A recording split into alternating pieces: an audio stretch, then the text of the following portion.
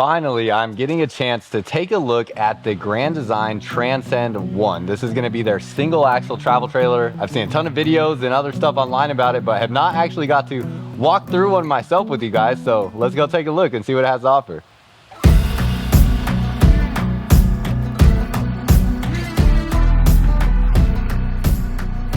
What's up, y'all? Welcome back to another video. If you're new here, my name is Myles with Firmly Unbound, and we are here taking a look at this Grand Design Transcend 1 151 BH. So this is going to be Grand Design's new single axle travel trailer in their entry-level travel trailer, essentially. So aluminum sided, wood framed, and then quite a bit of features in here. Plus it's Grand Design, so if you get past everything that you've seen with like the whole frame failure or frame flex issues and stuff like that, which, mind you, only affected fifth wheel RVs. There was none of that whatsoever that I saw of any regard to any travel trailers out there.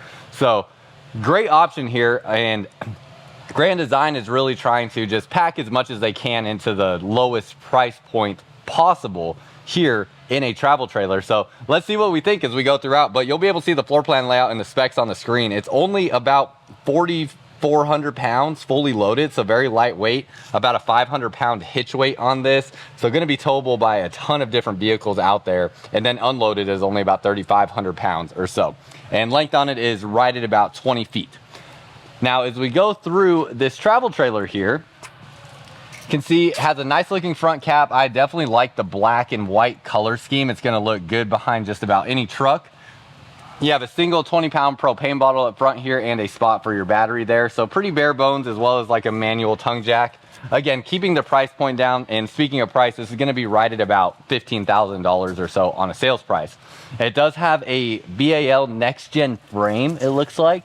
So I can just tell by some of like the huck bolts and stuff that I'm seeing on here, this looks like this is a frame from BAL. And yeah, you can see too, they're using this BAL exact axle mount right there. So has a BAL frame on it, has manual stabilizers here along the back, and it looks like no stabilizers on the front side, so it'll just be the tongue jack and then stabilizers along the rear.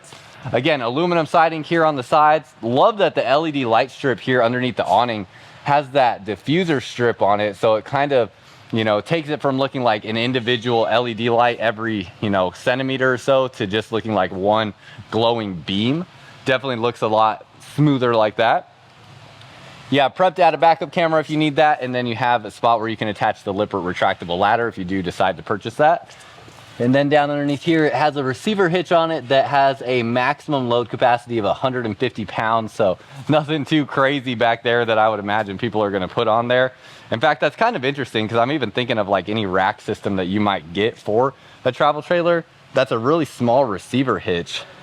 Like most standard rack systems aren't going to fit into that. And then any kind of rack system usually weighs like 40 to 60 pounds by itself. So not sure how people might see themselves using that, but curious your thoughts if you have any ideas there. Coming along the back, you do have a little bit of storage here underneath the bunk area. And then all of your water tanks are going to dump out of this one spot right here on the back. Has a 6-gallon gas and electric water heater, and then your pass-through storage compartment here. See what we got underneath here. Oh, this is nice. You have your water connections inside the storage bay area, so not actually out on the sidewall. I actually really do like that, and I wonder if it comes with this little elbow mount there. That is something I had to buy for my travel trailer, and it would be pretty nice if it comes with that. I'm not sure if that's something they just put on here or if it actually comes with that. And you can see the wood framing up here. Everything looks pretty good with that. Turn this light on. And then it looks like it's prepped for solar. I don't think it's going to have solar up on the roof, but that's a disconnect switch if you do add solar on there and ever need to kill the power going from the battery to the solar panel to work on anything. But that's everything on the outside. It's pretty simple for sure, nothing too crazy. Let's see if the underbelly's enclosed. I bet you it is. Yep, enclosed underbelly. That's going to be something that kind of separates this from some other things out there in this size and price range. There's a lot of stuff out there that will have an exposed underbelly, meaning that you're not getting any heat going into a cavity that can keep your water tanks and water lines warm, whereas this Transcend seems as though it will have that, as all the water tanks and water lines will be sitting above that enclosed underbelly and getting heat into that cavity. So you can see that right here with this. armor underbelly package. It's probably one of the bigger points that they are, you know, kind of emphasizing here on a travel trailer of this size. Walk inside, you have your little leash holder there and bottle opener. Also has a solid step going in and out.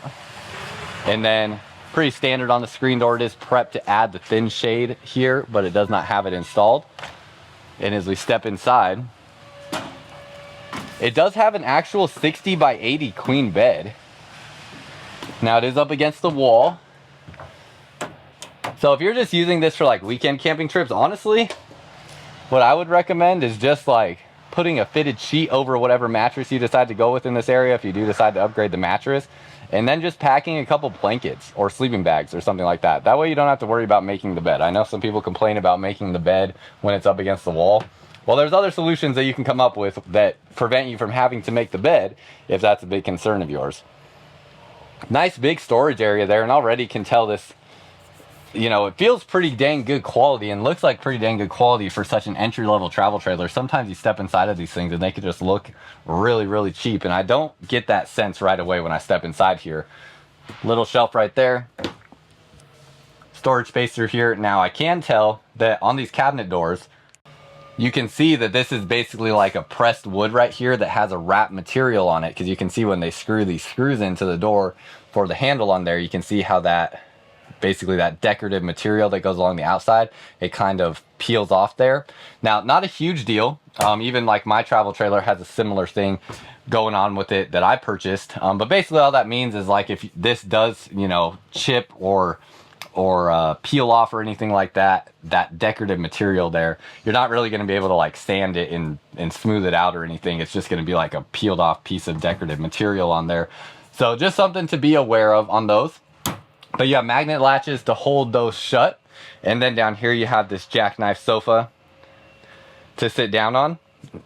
And when we sit down here, there is no TV here in this bunk room, but you can see there is a spot to add a TV there. It's pretty dang small, but it probably could fit like, I don't even know if that fit a 32-inch screen TV. It might only fit like a 24-inch screen TV. Or you could put a TV on top of this storage spot here, which is probably what I would do, because then you could fit like a 32 to 40-inch screen TV right there. And that's probably the solution I would go with. And then just lay it down on the bed when I'm going down the road. Nice big storage area down underneath here with the little cargo netting spot. You have a spot where you can put some shoes through here and stuff like that. Really big shelving there. Pretty impressive. And then down here, let's see what this says. This looks like your all your information for your water heater and winterizing and sanitizing instructions right there. So nice to have that all available there for you as the owner. Jackknife sofa will lift up. Doesn't have storage down underneath here in the sense that like storage you would access through lifting this up. But this will lay down flat if you want a surface to lay down on. These here, they're not super long. They're only about probably like 5'6" in length or so. So good spot for maybe a dog to lay on or smaller children. But other than that, not super practical for much of anything. Put this back up. And then underneath the table, or underneath the bed, is a table. You can see you have a little bungee cord here to hold that in place. Pull this out, and it is giving you a table here specifically branded with the Grand Design brand there.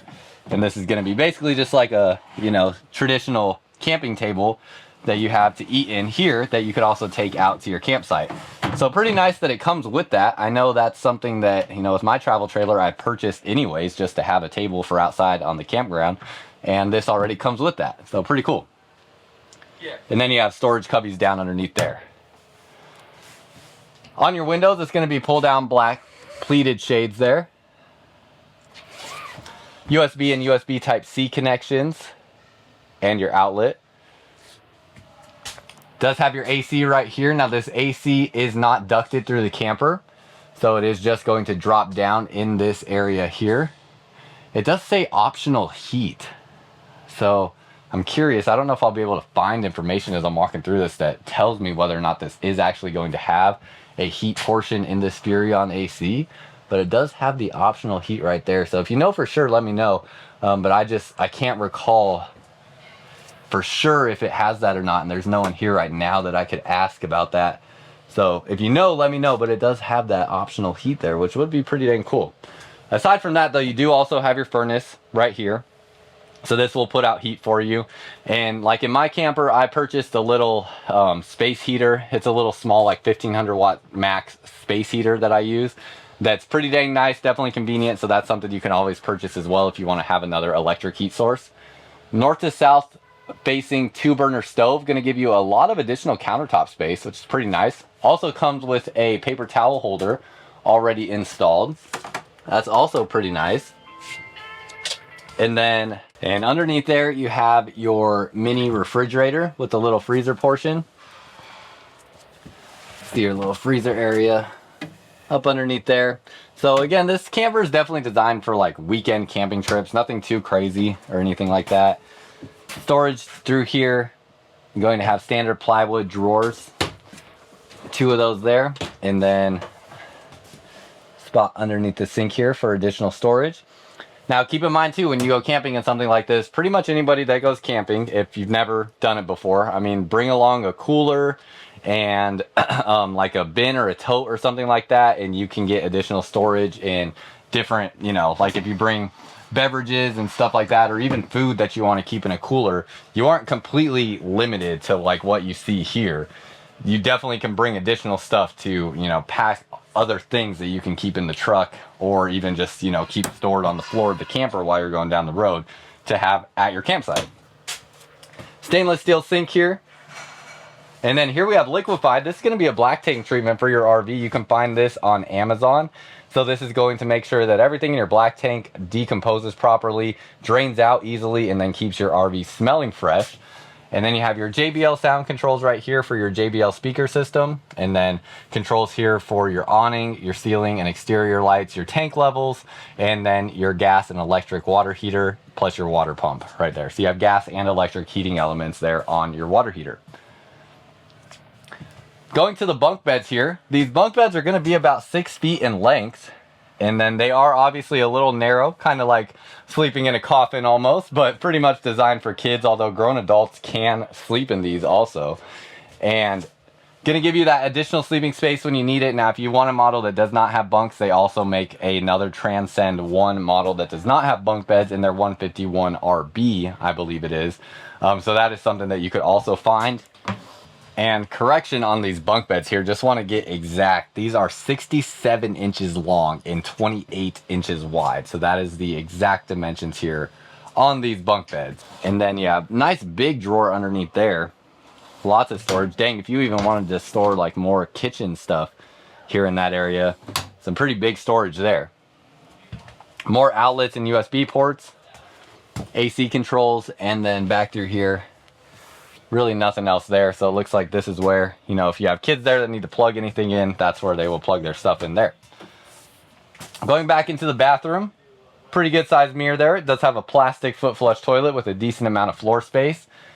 And then they're opting to give you more room in this bathroom as opposed to like taking up more space to give you a sink. So when you wash your hands or anything like that, I know I've seen like one comment before of somebody saying that's just gross not to have a sink back here. Well, there's a couple different things you can do. If you have water hooked up to the camper, you obviously could just wash your hands with this faucet right there on the shower head. You also could keep like wet wipes or something like that in here to wipe your hands off with. Those are all options. Or you just, you know, walk out and wash your hands here in the sink. I guess somebody thinking about that must just think it's gross to grab the door handle after you've used the restroom, I suppose. So yeah, solution to that would be like just using or leaving wet wipes in here or something to that regard. Now here in the shower, you're not going to have a ton of ceiling height because with these plastic 2-piece showers, you have a step up to get into the shower here. So you can see that step up right there. So when I step up into here, yeah, it's definitely a little tight. A little tight. Up into the vent, you can see here, it's probably only about maybe like 6 feet tall, maybe 6'1" to the tallest point. So if you're over 6 feet tall, you're gonna find yourself having to duck a little bit in here. And it's a great amount of floor space. I mean, you can see all the floor space I have in here. That's awesome. The curtain's flexible, so you're not gonna like have to worry too much about, you know, hitting that or, you know, your elbows brushing up against that or anything. But it is a little you know, not super tall. Now keep in mind, again, this camper is really designed for like weekend long camping trips. Now I understand if you're camping in the summer, going on a long hike and you get sweaty and stuff like that, you probably want to take a shower. But there might also be a lot of instances where, like, I've done most of my camping in RVs with my family in Colorado. Dry climate, not super hot even in the summer, although it can get hot. And I honestly have never once, not one time in my life, ever taken a shower inside of an RV shower before. I used body wipes, I used washcloths and water, all kinds of different solutions to give myself a shower-like experience without actually having to use the shower. So there's many ways that you can keep yourself clean while you're out camping without having to use a shower if you are, you know, not finding that shower to be comfortable enough for you. Completely understand. I'm the same way, and I, like I said, just find other solutions to clean myself up at a campsite. And that is pretty much it, y'all. So again, this camper just right around like $15,000. It's the Grand Design Transcend 151 BH. So curious your thoughts, what you think on this thing. Again, it's just another short single axle travel trailer out there in the lineup of options in the market. And I think Grand Design did a pretty good job with what they created here. So let me know what you think down below in the comments. And that's all I got for y'all. Until next time, live firmly unbound.